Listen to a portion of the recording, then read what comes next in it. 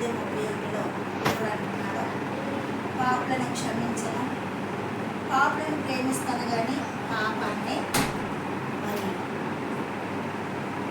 ప్రేమించను అంటున్నాడు. పాపులను క్షమించడం పాపుల ప్రార్థన. పాపులు అంటే త్రాగిపోతూ దేవుని మాటకు లోబడడం, తిరిగిపోతూ దేవుని మాటకు లోబడడం.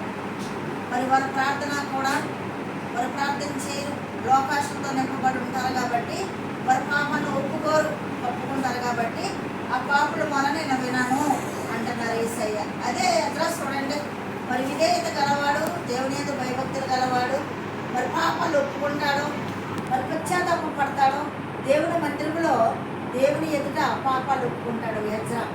మరి ఈ యొక్క పరిచయుడు కూడా అంతే, నేను గొప్ప వ్యక్తిని, నాలో ఏ పాపం లేదు, నేను ఉపవాసాలు ఉంటాను, మరి నేను అలాంటి శుక్రలాగా లేను, మరి నేను దశమభాగం ఇస్తానని హెచ్చించుకున్నాడు.